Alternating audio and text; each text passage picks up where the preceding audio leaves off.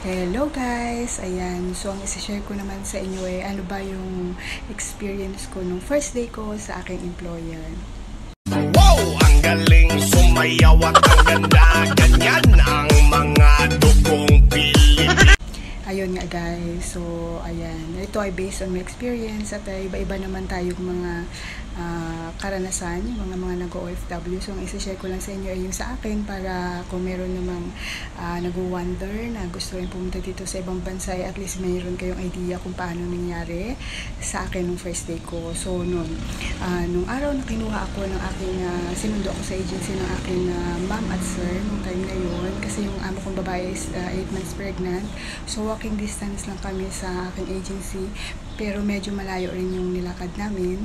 So yun, good thing lang kasi konti lang talaga yung bagahe ko, yung luggage ko, so di tulak-tulak lang ako, walang problema. So madali lang sa akin, kaya kayo guys kung pupunta kayo ng ibang bansa, hanggat maaari huwag kayo magdala ng sobrang daming bagahe. As in, tama na isang maleta at saka isang hand carry luggage. So yun, tapos ngayon nung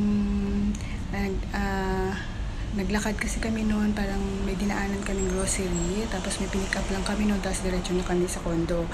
Nung nandun na ako, ang unang-unang ginawa namin guys ay nga pala sa inyo, kasi sila dito bago mo ipapasok yung gamit mo sa lagayan, yung luggage ko, yung wheel ng luggage ko, yung pinunasan ko yun kasi para na yun sa putik, sa ganun. So yun, nilinis ko muna siya, tapos pinag-shower nila ako, kumain, tapos pinag-shower, tapos ano ba yung mga yun.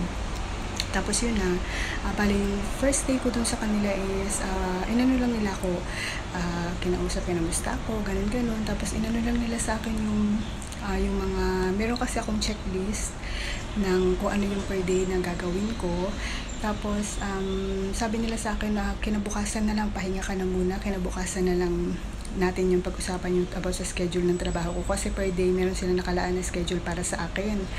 Tapos, pero habang nagkukwentuhan lang kami, so pagdating ko doon, meron na ako doon na parang trolley ng mga pagkain ko.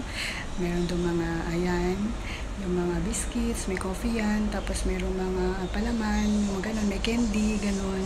So, libre ako doon guys. Tapos yung toilet ko, may sarili din akong toilet. Binigyan ako ng 2 towel. Meron din akong shampoo, tawag dito body wash, tapos toothpaste, toothbrush, tapos pati napkin ko guys. So yan, meron na naka-ready, at sabi sa akin pagka in case na maubos yun, bago pa lang maubos, magsabi na ako sa kanila kasi free ako. Tapos ano pa ba, yung MRT card o e-ceiling card, binigyan din nila ako guys, may top up na yun. Tapos SIM card, binigyan din nila ako ng SIM card nung time na yun.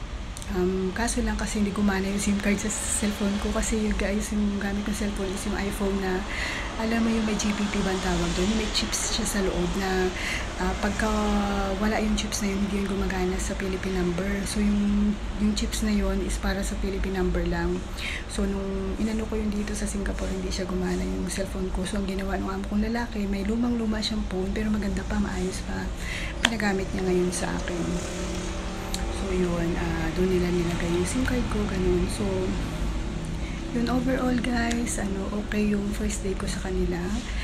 Hindi ako nagtrabaho, hindi ako bali inano lang nila ako, hinayaan nila ako makapagpahinga. Tapos inayos ko lang yung mga gamit ko, tapos nag-rest ako ng maaga kasi yung kinabukasan, tsaka nila in-explain sa akin yung mga rules nila, tsaka mga regarding sa work ko. So yun, so walang hindi siya pressure nung unang dating ko sa kanila, talaga nakapagpahinga ako na maayos. Ayun, so yun lang.